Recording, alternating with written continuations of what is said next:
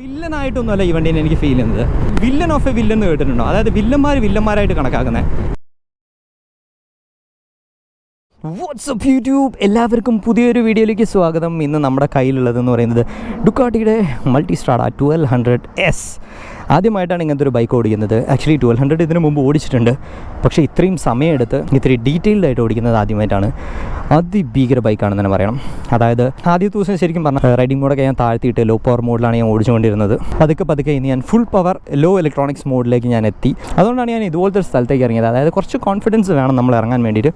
പക്ഷേ വണ്ടി ഭയങ്കര കംഫർട്ടബിളാണ്. വണ്ടിക്ക് ഒരു പേസ് ഉണ്ട്, ആ പേസിലേക്ക് നമ്മൾ എത്തുക ചെയ്യാം. പല വണ്ടികളും ഞാൻ ഇതിനു മുമ്പ് കണ്ടിട്ടുണ്ട്. അതായത് നമ്മുടെ ബേസിലേക്ക് വണ്ടീനെ എത്തിക്കുക, നമ്മുടെ ബേസിലേക്ക് നമ്മൾ ക്ലച്ചും നമ്മുടെ ആക്സിലേറ്ററൊക്കെ കൊടുത്ത് നമ്മുടെ ബേസിലേക്ക് എത്തിക്കുന്ന വണ്ടികൾ കണ്ടിട്ടുണ്ട്. പക്ഷേ ആദ്യമായിട്ടാണ് ഒരു വണ്ടിയുടെ ബേസിലേക്ക് ഞാൻ എത്തിപ്പെടുന്നത്. സോ ഈ വണ്ടിക്ക് ഒരു ക്യാരക്ടർ ഉണ്ട്. You match with it, live with it, otherwise leave it, അത്രേ പറയാനുള്ളൂ. അങ്ങനത്തെ ഒരു വണ്ടിയാണ്. ആദ്യമായിട്ട് ലുക്സിൻ്റെ ഡിപ്പാർട്ട്മെൻറ്റിലേക്ക് നോക്കുകയാണെങ്കിൽ ഇത്രയും ഭംഗിയുള്ളൊരു അഡ്വഞ്ചർ മോട്ടോർ സൈക്കിൾ ഞാൻ കണ്ടിട്ടില്ല. അത് സീരിയസ് ആയിട്ടാണ്. ഞാൻ പല അഡ്വഞ്ചർ മോട്ടോർ സൈക്കിൾസ് ഞാൻ ഇതിനകത്ത് ഫീച്ചർ ചെയ്തിട്ടുണ്ട്. BMW GS ഫീച്ചർ ചെയ്തിട്ടുണ്ട്, ആഫ്രിക്ക അഡ്വൻ ഫീച്ചർ ചെയ്തിട്ടുണ്ട്, വേഴ്സസ് ഫീച്ചർ ചെയ്തിട്ടുണ്ട്. അതൊക്കെ ഒരു ചന്തമാണ്. പക്ഷേ ഇതിലൊക്കെ ഏറ്റവും ബ്യൂട്ടിഫുൾ ആയിട്ടുള്ളൊരു ബൈക്ക് എന്ന് എനിക്ക് പേഴ്സണലി ഫീൽ ചെയ്തത് ഇതാണ്. എസ്പെഷ്യലി അതിൻ്റെ ബീക്ക്, അതിൻ്റെ മുകളിലുള്ള ആ ഒരു ഡുക്കാട്ടി. പിന്നെ റെഡ് കളറിനോട് എനിക്ക് പൊതുവേ ഒരു ആരാധന കൂടുതലാണ്. റെഡും ബ്ലാക്കും നമ്മുടെ ഒരു വീക്ക്നെസ് ആയിപ്പോയി. അത് രണ്ടും ഇതിനകത്ത് മിക്സ് ചെയ്ത് വന്നപ്പോൾ പിന്നെ പറയണ്ടല്ലോ, ഭയങ്കര ബ്യൂട്ടിഫുള്ളാണ്. പിന്നെ ഈ ഒരു ആംഗിളിൽ നിന്ന് വണ്ടി ചെറുതായിട്ട് തോന്നുന്നുണ്ടെങ്കിൽ മറ്റൊന്നും കൊണ്ടല്ല, ഞാൻ ആക്ച്വലി നിൽക്കുന്നത് കുറച്ചുകൂടെ ഒരു തിട്ടിൻ്റെ മുകളിലാണ്. അതുകൊണ്ടാണ് ചെറുതായി തോന്നുന്നത്. എൻ്റെ ഹൈറ്റൊക്കെ വെച്ചിട്ട് ഞാൻ ആ വണ്ടിയിലിരുന്ന ചെറിയൊരാളെ പോലെ തോന്നുള്ളൂ.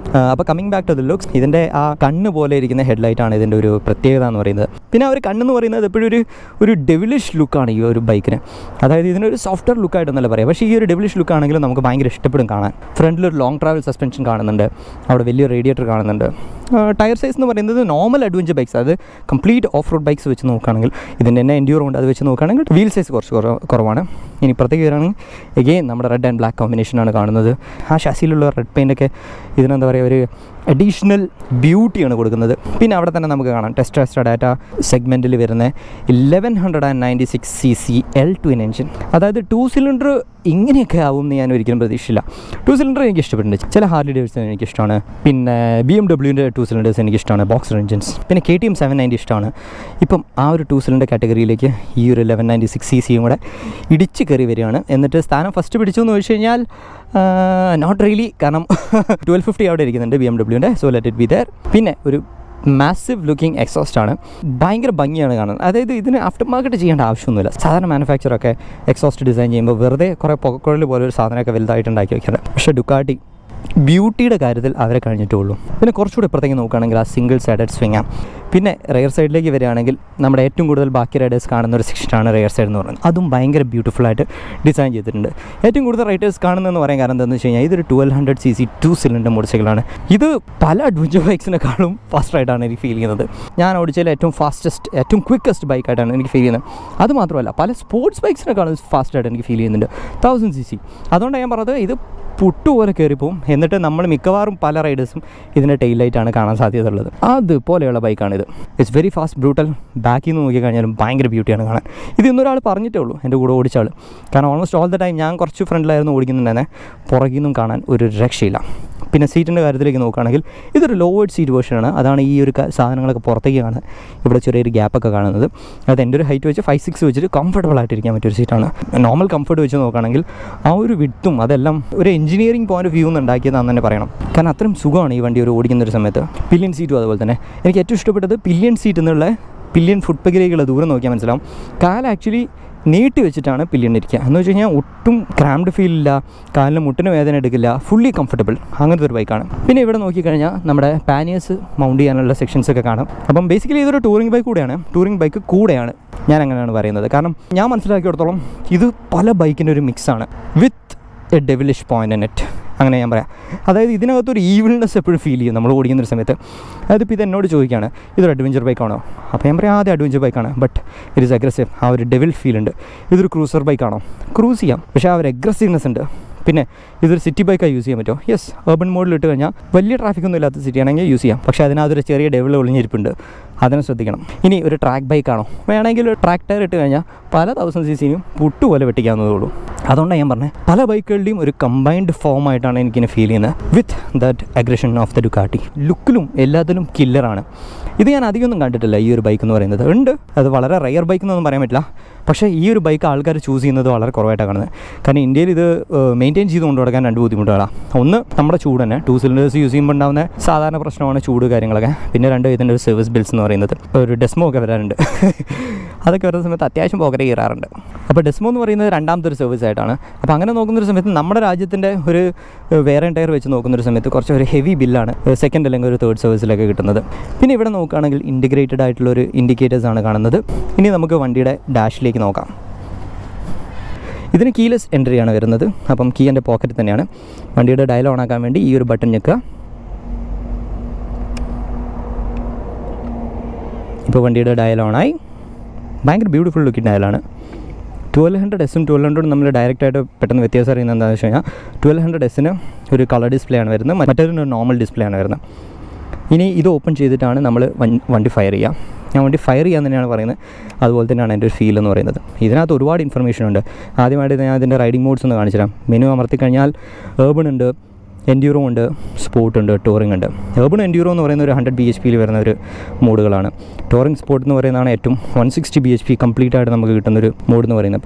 ബേസിക് ആയിട്ട് ഇതിൻ്റെ വേറൊരു ഡിഫറൻസ് എന്ന് പറഞ്ഞു കഴിഞ്ഞാൽ ABS വ്യത്യാസമുണ്ട്, ട്രാക്ഷൻ കൺട്രോൾ വ്യത്യാസമുണ്ട്, വീലി കൺട്രോൾ വ്യത്യാസമുണ്ട്.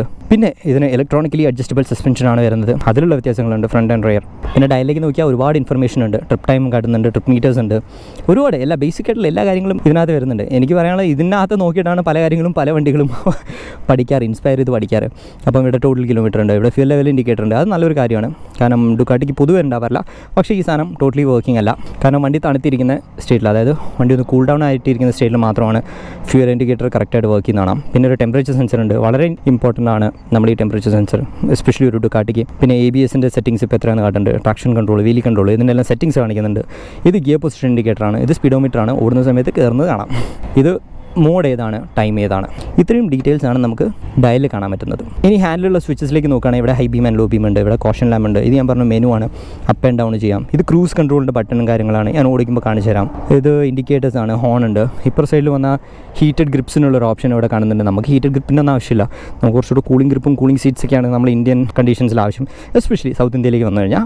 പക്ഷേ നോർത്തിലൊക്കെ പോയി കഴിഞ്ഞാൽ ഈ സംഭവം ഭയങ്കര ഹെൽപ്ഫുള്ളാണ്, അതായത് ഹീറ്റഡ് ഗ്രിപ്സ്, ഹീറ്റഡ് സീറ്റ് എന്നൊക്കെ പറയുന്നത്. പിന്നെ ഇത് കിൽ സ്വിച്ച്, ഇവിടെ ഇഗ്നിഷൻ, ഇത് കീലെസിൻ്റെ ഓൺ ആൻഡ് ഓഫ് സ്വിച്ച്. ഇത് ഉപയോഗിച്ചിട്ട് തന്നെയാണ് നമ്മൾ വണ്ടി ലോക്ക് ചെയ്യുന്നതും. അപ്പം വണ്ടി ഓടിക്കുമ്പോൾ കാണാം. അങ്ങനെ നമ്മൾ ഹൈവേ എത്തിയിരിക്കുകയാണ്. വണ്ടി സ്പോർട്ട് മോഡിലാണ്.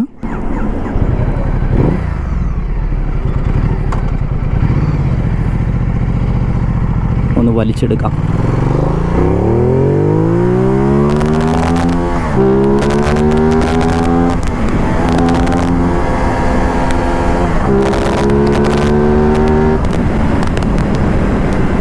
നിങ്ങൾ ശ്രദ്ധിച്ചിട്ടുണ്ടാവും ഹാൻഡിൽ ചെറുതായിട്ടൊന്ന് വോബിൾ ചെയ്ത പോലെ. അത് ടയറിൻ്റെ ഇഷ്യൂ, വണ്ടീൻ്റെ ഇഷ്യൂ ഒന്നുമല്ല. വണ്ടിയുടെ ഫ്രണ്ട് വീൽ ആക്ച്വലി എയറിലാണ്.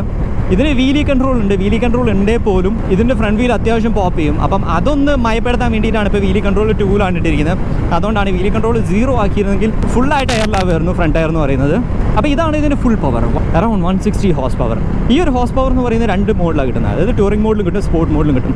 ടൂറിംഗും സ്പോർട്ടും നമ്മൾ വ്യത്യാസം എന്ന് വെച്ച് കഴിഞ്ഞാൽ ത്രോട്ടിലിംഗിൽ ചെറിയൊരു വ്യത്യാസമുണ്ട്. ഇതിന് ഇൻസ്റ്റൻറ്റ് ത്രോട്ടിലാണ്, റൈഡ് ബൈ വൈ ടെക്നോളജിയിലാണ് വരുന്നത്. അതുകൊണ്ട് തന്നെ വളരെ പ്രിസൈസ് ആയിട്ട് ആക്യുറേറ്റ് ആയിട്ടുള്ള ത്രോട്ടിലാണ് വരുന്നത്.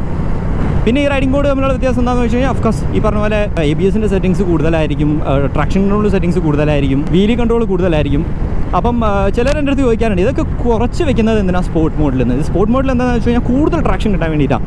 അതായത് ഒരു മൈന്യൂട്ടായിട്ടുള്ള ഒരു BHP പോലും നിലത്ത് പോകാതിരിക്കാൻ വേണ്ടിയിട്ടാണ് ഈ ട്രാക്ഷൻ കൺട്രോളൊക്കെ കുറച്ച് വെക്കുന്നത്. അപ്പോൾ നമ്മൾ അതിന് അനുസരിച്ച് വേണം നമ്മൾ ത്രോട്ടിൽ ചെയ്യാനും. അപ്പോൾ ഇതിൻ്റെ എഞ്ചിനെ കുറിച്ച് പറയുകയാണെങ്കിൽ ഞാൻ പറഞ്ഞു ഇത് 1196cc വരുന്ന ഒരു L-twin എഞ്ചിനാണ്. Truly monstrous.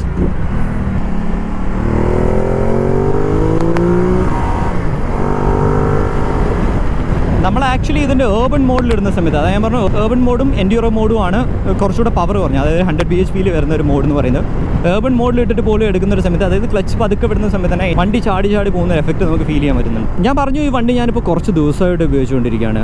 അപ്പം ആദ്യ ദിവസങ്ങളൊക്കെ ശരിക്കും ഒരു നമ്മളെന്താ പറയുക, ഒരു ടൈമിംഗ് ദ ഡുക്കാട്ടി എന്ന് തന്നെ പറയണം.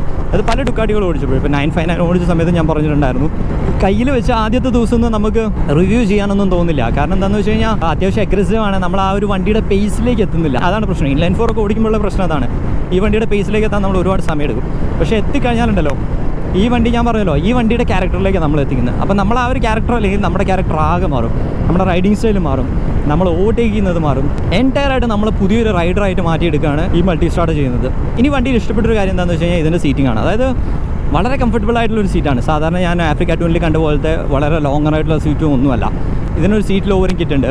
നമ്മളെപ്പോലെ ഹൈറ്റ് കുറഞ്ഞ ആൾക്കാർക്ക് സുഖമായിട്ട് കയറാനും അത് കുറച്ചുകൂടെ കോൺഫിഡൻ്റ് ആയിട്ട് ഓടിക്കാനൊക്കെ ഉള്ളൊരു ഓപ്ഷനാണ് അതിൽ കൂടെ കിട്ടുന്നത്. പിന്നെ അത് മാത്രമല്ല ഇതിൽ കംഫർട്ടബിൾ ആയിട്ടിരിക്കാം. അതായത് കാലിൽ ക്രാംസ് അങ്ങനത്തെ ഒരു കാര്യങ്ങളും വരുന്നില്ല.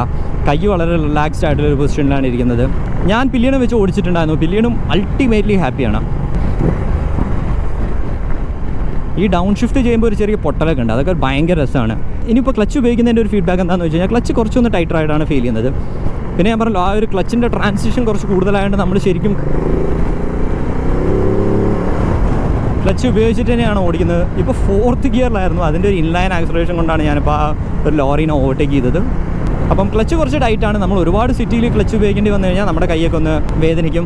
പിന്നെ ഗിയർ ബോക്സിൻ്റെ ഒരു വലിയൊരു പ്രത്യേകത ഞാനിപ്പോൾ ഓടിച്ചിടത്തോളം കണ്ടത് എന്താണെന്ന് വെച്ച് കഴിഞ്ഞാൽ ഫസ്റ്റിനും സെക്കൻഡിനും ഇടയിൽ ന്യൂട്രൽ കിട്ടാൻ വളരെ ബുദ്ധിമുട്ടാണ്. പക്ഷേ 4th-നും 5th-നും ഇടയിലും 5th-നും 6th-നും ഇടയിലും ന്യൂട്രൽ കിട്ടാൻ വളരെ എളുപ്പമാണ്. അപ്പോൾ യൂസ് ചെയ്ത് ആയിരുന്നു, ഡോണ്ട് യു. ഇനിയിപ്പോൾ ബ്രേക്സിനെ കുറിച്ച് പറയുകയാണെങ്കിൽ അതിന് മുമ്പായിട്ട് ഞാൻ ആക്സലറേഷനെ കുറിച്ച് പറയണം. അതായത് ഇതിൻ്റെ ആക്സലറേഷൻ ഉണ്ടോ 0 to 100-ഉം 0 to 200 ഒക്കെ ചെയ്യുകയാണെങ്കിൽ പോലും ആക്ച്വലി ഇതിന് 240-ലും വേണമെങ്കിലൊക്കെ പോകാം ഈസി ആയിട്ട്. അങ്ങനെയൊക്കെ പോകുന്നൊരു സമയത്ത് ഇതിന് പിടിച്ചു നിർത്താൻ അത്യാവശ്യം നല്ല ബ്രേക്സ് തന്നെ വേണം. അത് പറയാതിരിക്കാൻ വയ്യ. ബ്രെംബോൻ്റെ ബ്രേക്സ് വളരെ ആപ്റ്റാണ്, വളരെ ആക്യുറേറ്റ് ആണ്. കാരണം ഇത്രയും സ്പീഡിൽ ആക്സിലറേറ്റ് ചെയ്യുന്ന ഒരു വണ്ടി എന്ന് പറഞ്ഞു കഴിഞ്ഞാൽ നമ്മൾ അത്രയും പെട്ടെന്നാണ് പല ഒബ്സ്റ്റക്കിൾസിൻ്റെ അടുത്തേക്ക് എത്തുന്നത്. അതായത് നിർത്തിയിട്ട വണ്ടികൾ, ലെയിൻ ക്രോസ് ചെയ്ത് വരുന്ന ആൾക്കാർ, അങ്ങനത്തെ സംഭവങ്ങളുടെ അടുത്തേക്കൊക്കെ ഭയങ്കര പെട്ടെന്നാണ് നമ്മൾ അപ്രോച്ച് ചെയ്യുക. അപ്പോൾ അത് വെച്ച് നോക്കുന്ന ഒരു സമയത്ത് ഇതിൻ്റെ ബ്രേക്സ് ഭയങ്കര ഷാർപ്പായിട്ടാണ് എനിക്ക് ഫീൽ ചെയ്യുന്നത്. പക്ഷേ നമുക്ക് ടൈമബിൾ ആണ്, ഭയങ്കരമായിട്ട് യൂസ് ചെയ്യാൻ പറ്റും. കയ്യിൽ നിന്ന് ചാടിപ്പോകുന്ന ബ്രേക്ക് അങ്ങനത്തെ ഫീലൊന്നുമില്ല. നമ്മൾ ഈസി ആയിട്ട് യൂസ് ചെയ്യുന്ന ഒരു ബ്രേക്കിംഗ് സിസ്റ്റമാണ്. പിന്നെ ഞാൻ ടോപ്പ് സ്പീഡ് പറഞ്ഞുകൊണ്ട് തന്നെ ഞാൻ പറയാം, ഇതിൽ 240 ഒന്നും ചെയ്യുന്ന ഒരു സംഭവമല്ല. കാരണം ഇതിൻ്റെ 5th ഗിയറിൽ നിന്ന് ഞാൻ കംഫർട്ടബിളായിട്ട് 6th-ലേക്ക് ഇടുന്ന സ്പീഡ് എന്ന് പറയുന്നത് 140 to 150 ആണ്. അപ്പോൾ നിങ്ങൾ ആലോചിക്കണം, അപ്പോൾ 6th ഗിയറിൽ ഓടിക്കണമെങ്കിൽ ഒരു 160 to 170 തന്നെയാണ്. ഇനി ഈ ഒരു ടൈമിൽ ക്രൂസ് കൺട്രോൾ ഇട്ടാലും കുഴപ്പമില്ല. ഞാൻ മിനിയാന്ന് വണ്ടി ഓടിച്ചൊരു സമയത്ത് എൻ്റെ കൂടെ ഓടിച്ചിരുന്ന വണ്ടിക്ക് എൻ്റെ കൂടെ ക്യാച്ചപ്പ് ചെയ്യാൻ വേണ്ടിയിട്ട് ഞാൻ 120-ൽ ക്രൂസ് കൺട്രോൾ ഇട്ട് വരിക ചെയ്തത്. ഞാൻ വെറുതെ തള്ളാൻ വേണ്ടി പറയല്ല. കാരണം എന്താണെന്ന് വെച്ച് കഴിഞ്ഞാൽ ഈ വണ്ടി ഇപ്പോൾ നിങ്ങൾ ശ്രദ്ധിച്ചിട്ടുണ്ടോ, ബാക്കി വണ്ടികൾ ചെയ്യുന്ന പോലെ നമുക്കങ്ങനെ ഒരുപാട് ഷിഫ്റ്റ് ചെയ്തിട്ട് നമുക്ക് ഓടിക്കാൻ പറ്റുന്നൊരു വണ്ടിയല്ല. ഞാൻ ഇപ്പോൾ ഓൾറെഡി 4th ഗിയറിലാണ്. അപ്പോൾ ഈ 3rd 4th-ലേക്കാണ് ഒരുവിധം 80 to 120 സ്പീഡിലൊക്കെ ഓടിക്കുന്നത്. അപ്പോൾ ഇതിൻ്റെ ടോർക്ക് കൊണ്ട് നമ്മൾ ഒരുപാട് മുന്നിൽ കയറിപ്പോകും. ഇൻലൈൻ 4-ന് കൂടെയൊക്കെയാണ് ഡെഫിനറ്റായിട്ട് നമ്മൾ പെട്ടെന്ന് കയറി പോകുന്നുണ്ട്. ആ ഒരു സമയത്ത് നമ്മൾ ബാക്കിയുള്ളവർക്ക് കുറച്ച് ടൈം കൊടുക്കണം ക്യാച്ചപ്പ് ചെയ്യാൻ വേണ്ടിയിട്ട്. ഇത് പിന്നെ എഫേർട്ട്ലെസ് റൈഡിംഗ് ആണ്. അതാണ് ഇന്ന് എൻ്റെ കൂടെ ഓടിച്ചൊരു ബൈക്ക് ഉണ്ടായിരുന്നു. അതൊരു ഇൻലൈൻ 4 ആയിരുന്നു, 600cc. അപ്പോൾ അത് പുറകിൽ വരുന്നൊരു സമയത്ത് ആ പുള്ളിക്കാരൻ തന്നെ പറയുന്നുണ്ടായിരുന്നു, അതായത് ഇത് എഫേർട്ട്ലെസ് ആയിട്ടാണ് റൈഡ് ചെയ്യുന്നത്. അപ്പോൾ ഞാൻ പറഞ്ഞു, ഞാനൊരു 3rd 4th-ലാണ് ഓടിക്കുന്നത്, 120 to 140 സ്പീഡ്സാണ്. വളരെ എഫേർട്ട്ലെസ് ആയിട്ടാണ് എല്ലാത്തിനും ഓവർടേക്ക് ചെയ്ത് നമ്മൾ മുന്നിലെത്തും. ഇനി ഈ വണ്ടീൻ്റെ ഓണർഷിപ്പിനെ കുറിച്ച് പറയുകയാണെങ്കിൽ ആക്ച്വലി ഈ വണ്ടി ഇറങ്ങിയ ഒരു സമയത്ത് 22 lakhs ആയിരുന്നു ഇതിൻ്റെ പ്രൈസ് എന്ന് പറയുന്നത്. പിന്നെ സർവീസ് ഡീറ്റെയിൽസ് എന്ന് പറയുന്നത് പല ഡുക്കാട്ടുകൾ പോകുന്ന പോലെയും ഫസ്റ്റ് സർവീസ് എന്ന് പറയുന്നത് ഒബ്വിയസ്ലി 1000 കിലോമീറ്റേഴ്സിലായിരിക്കും. അതിനുശേഷം once in 15,000 കിലോമീറ്റേഴ്സാണ്. അപ്പോൾ ആദ്യത്തെ 15,000 കഴിഞ്ഞ് രണ്ടാമത്തെ 15,000 നമ്മൾ ഡെസ്മോ സർവീസ് ചെയ്യുക. അപ്പോൾ ആദ്യത്തെ സർവീസിൻ്റെ കോസ്റ്റ് എന്നൊക്കെ പറയുന്നത് ഒരു 10,000 to 15,000 ഇതിൻ്റെ ഓണേഴ്സൊക്കെ പറയുന്നത്. രണ്ടാമത്തെ ഡെസ്മോ സർവീസ് എന്ന് പറയുന്നത് പലരും പല റേറ്റാണ് പറഞ്ഞത്. കാരണം എന്തൊക്കെ ചേഞ്ച് വരുന്നുണ്ടോ അതിനെല്ലാം കൂടെ ചേർത്തുള്ള ബില്ലാണ് പറയുന്നത്. അപ്പോൾ അതൊരു 30,000 to ഒരു 70,000-75,000 വരെയൊക്കെ ആൾക്കാർ പറഞ്ഞു കേട്ടിട്ടുണ്ട്. ഇനി ഞാൻ ആദ്യം പറഞ്ഞു, അതായത് ഈ വണ്ടി ഒരു ബാക്കി വണ്ടികളുടെയൊക്കെ ഒരു അമാൽഗമേഷനാണ്, എല്ലാം കൂടെ കമ്പൈൻ ചെയ്തൊരു വണ്ടിയാണ്. But I will bit in it. അതായത് ഇപ്പം നിങ്ങളിപ്പം ചോദിക്കുകയാണ് സിറ്റിയിൽ ഓടിക്കാൻ പറ്റിയ വണ്ടിയാണോ? കുഴപ്പമില്ല, എൻഡ്യൂറോയിലിടാം. പക്ഷേ ആ ത്രോട്ടിൽ കയ്യിൽ നിന്നൊന്ന് മിസ്സായാൽ ഇതൊരു അതിമാരക ഭീകര ജീവിയായിട്ട് മാറും. പിന്നെ ഇത് ചോദിക്കുകയാണ് ടൂറിംഗ് ബൈക്കാണോ? യെസ് ഓഫ് കോഴ്സ്, ഹൈവേക്ക് പറ്റിയ ബൈക്കാണ്. പക്ഷേ ഇതിനൊരു അഗ്രഷൻ ഉണ്ട്, എല്ലാ വണ്ടികളും ഓവർടേക്ക് ചെയ്യാൻ പറ്റും. ആ ഒരു അഗ്രഷൻ അവിടെയും ഫീൽ ചെയ്യാൻ പറ്റും. പിന്നെ ചോദിക്കുകയാണ് ഇതൊരു ട്രാക്ക് ബൈക്കാണോ? വേണമെങ്കിൽ ട്രാക്ക് ടയർ ഇട്ട് ട്രാക്കിലും ഇറക്കാം, അത്രയും നല്ല സസ്പെൻഷനാണ്. ഇനി നിങ്ങൾ ചോദിക്കുകയാണ് ട്രയൽസർ ഇറക്കാൻ പറ്റുമോ? ഇറക്കാം, വേണമെങ്കിൽ ഇറക്കാം. എൻഡ്യൂറോ തന്നെ വേണമെന്നില്ല, ഈ ബൈക്കും ഇറക്കാവുന്നതേ ഉള്ളൂ. എൻഡ്യൂറോ മോഡിലേക്ക് ഇടാം. കുറച്ചുകൂടെ ഒരു ഡൗൺ ഗ്രേഡ് ചെയ്ത പവറാണ് വരുന്നത്. ഹാൻഡ്ലിങ് കിടുവാണ്, ഭയങ്കര ഈസിയാണ് ഈ വണ്ടി ഓടിക്കാൻ. ഈ വണ്ടി ഞാൻ ആദ്യം ഒന്ന് മേടിച്ചെങ്കിലും പിന്നെ ഭയങ്കര ഈസിയായിട്ട് എനിക്ക് ഫീൽ ചെയ്തു. ഇപ്പോൾ ഞാൻ എവിടെയും കംഫർട്ടബിളായി ഈ വണ്ടിയും കൊണ്ട് നടക്കാൻ വേണ്ടിയിട്ട്. ഇനി എന്നോട് ചോദിക്കുകയാണ് ഒരു ക്രൂസറിനെ പകരം വെക്കാൻ പറ്റുമെന്ന്. ഇപ്പോൾ നിങ്ങൾ ചോദിക്കുന്ന ഒരു ഹാർലി ഡേവിഡ്സൺ പോലത്തെ ഒരു വണ്ടിയാണ് നോക്കാം. ആ മറ്റേ ടപ്പടപ്പടപ്പട പേ എന്നുള്ള ശബ്ദമൊക്കെ ആണെങ്കിൽ നോക്കുന്നുണ്ടെങ്കിൽ ഇതാ കണ്ടോളൂ, ടപ്പടപ്പയുണ്ട്, കംഫർട്ടബിളായിട്ട് ക്രൂസ് ചെയ്യാൻ പറ്റും. പിന്നെ ഒരു അഡ്വാൻറ്റേജ് എന്താണെന്ന് വെച്ച് കഴിഞ്ഞാൽ മറ്റ് പല വണ്ടികളും നമുക്ക് ഓവർടേക്ക് ചെയ്യാനും പറ്റും. ഞാൻ കളിയാക്കി പറഞ്ഞതല്ല, ക്രൂസസ് പൊതുവേ അധികം ഓവർടേക്കിങ്സിനോ കാര്യങ്ങളൊന്നുമില്ല, അവരവരുടേതായിട്ടുള്ള ലോകത്താണ് ക്രൂസ് ചെയ്യുക. പക്ഷേ ഇതങ്ങനെയല്ല, there is an evil bit in it. അതുകൊണ്ടാണ് ഞാൻ പറഞ്ഞത് ഇത് എന്തും ചെയ്യാൻ പറ്റിയൊരു വണ്ടിയാണ്. ഇവിടെ എന്തും എടുക്കും. എനിക്ക് ഈ വണ്ടി ഓടിക്കുന്ന സമയത്തൊക്കെ ഒരു ഫീൽ വരുന്നത് എന്താണെന്ന് വെച്ച് കഴിഞ്ഞാൽ നമ്മുടെ സിനിമയിലൊക്കെ ഒരു വില്ലന്മാരുണ്ടല്ലോ, അപ്പം വില്ലനായിട്ടൊന്നുമല്ല ഈ വണ്ടീനെ എനിക്ക് ഫീൽ ചെയ്യുന്നത്. വില്ലൻ ഓഫ് എ വില്ലൻ എന്ന് കേട്ടിട്ടുണ്ടോ? അതായത് വില്ലന്മാരായിട്ട് കണക്കാക്കുന്നത്. ഞാൻ പറയുന്നത് ഹീറോസിനെ കുറിച്ചിട്ടല്ല, വില്ലന്മാരെ വില്ലെന്ന് വെച്ച് കഴിഞ്ഞാൽ അവർക്കൊരു റൂൾസ് ഉണ്ടാവില്ല, അവർ ഫുള്ളി അഗ്രസീവ് ആയിരിക്കും. But still there is something good in it and truly aggressive. അതാണ് ചുരുക്കി പറഞ്ഞാൽ നമ്മുടെ ഡുക്കാട്ടി മൾട്ടിസ്ട്രാഡ 1200S എന്ന് പറയുന്നത്. എന്തു ചെയ്യാൻ പറ്റിയ ഫുള്ളി അഗ്രസീവ് ആയിട്ടുള്ളൊരു ബൈക്ക്. അപ്പോൾ ഈ ബൈക്ക് ആക്ച്വലി ഞാൻ ഇന്ന് കൊടുക്കും. ഈ ബൈക്ക് എനിക്ക് ഒരുപാട് ദൂരം ഓടിക്കാൻ എനിക്ക് താല്പര്യമില്ല. കാരണം ചില വണ്ടികളൊക്കെ ഞാൻ ഓടിച്ചതിന് ശേഷം ഞാൻ ആ വണ്ടിയോട് തന്നെ ചോദിക്കാറുണ്ട്, അങ്ങനെ ചോദിച്ചുകൊണ്ടിരിക്കുന്നൊരു ബൈക്കാണ്. അപ്പോൾ ഞാനിത് കൂടുതൽ ഓടിച്ചു കഴിഞ്ഞാൽ ഒരുപക്ഷെ ഇതിൻ്റെ ഓണർ ഇത് വെക്കുന്ന സമയത്ത് എനിക്ക് വാങ്ങാൻ തോന്നും. അത് വേണ്ട, അത് സംഭവിക്കാതിരിക്കാൻ വേണ്ടിയിട്ടാണ് ഞാനിത് തിരിച്ചു കൊടുക്കുന്നത്. പിന്നെ ഞാൻ പറഞ്ഞിട്ടുണ്ട്, എനിക്ക് പല സെറ്റിലിംഗ് ബൈക്സിനെ കുറിച്ചിട്ടും മനസ്സിലൊരു ധാരണ ഉണ്ട്. അതായത് ഇപ്പോഴത്തെ സ്പോർട്സും കുറേ അഡ്വഞ്ചറൊക്കെ കഴിഞ്ഞതിന് ശേഷം എനിക്ക് ചില വണ്ടികൾ, അതായത് എനിക്ക് ലോങ് ടേം കീപ്പ് ചെയ്യണം, അങ്ങനത്തെ ഒരു വണ്ടി എന്ന രീതിയിൽ ഞാൻ പല വണ്ടികളും കണ്ടിട്ടുണ്ട്. അപ്പം അതും കഴിഞ്ഞതിന് ശേഷം ഒരു ഫേസ് ഉണ്ടാവുമെന്ന് എനിക്ക് തോന്നും. അതായത് പ്രായമായിട്ട് ഇപ്പം ആൾക്കാർ നമ്മൾ റോഡിൽ കൂടെയൊക്കെ ബൈക്ക് ഓടിക്കുന്ന സമയത്ത് ആ അപ്പൂപ്പൻ ബൈക്കറോ സ്റ്റെല്ലോ എന്ന് പറയുന്നൊരു സമയത്ത് എനിക്ക് വെക്കേണ്ട ഒരു ബൈക്കായിട്ടാണ് തോന്നുന്നത്. കാരണം ഞാൻ ഏതൊരു ഫോറത്തിൽ വായിച്ചിട്ടുണ്ട്, don't underestimate an uncle on a ഡുക്കാട്ടിന്ന്. അത് സത്യമായിട്ടും. അപ്പോൾ അത്രയേ ഉള്ളൂ നമ്മുടെ ഡുക്കാട്ടി മൾട്ടിസ്ട്രാഡ എൻഡ്യൂറോ 1200Sൻ്റെ ഒരു വീഡിയോ എന്ന് പറയുന്നത്. നിങ്ങൾക്ക് ഈ വീഡിയോ ഇഷ്ടപ്പെട്ടു എന്ന് വിചാരിക്കുന്നു. ഇഷ്ടപ്പെട്ടെങ്കിൽ show some love in the form of likes and comments. See you in the next video. Until then, bye-bye.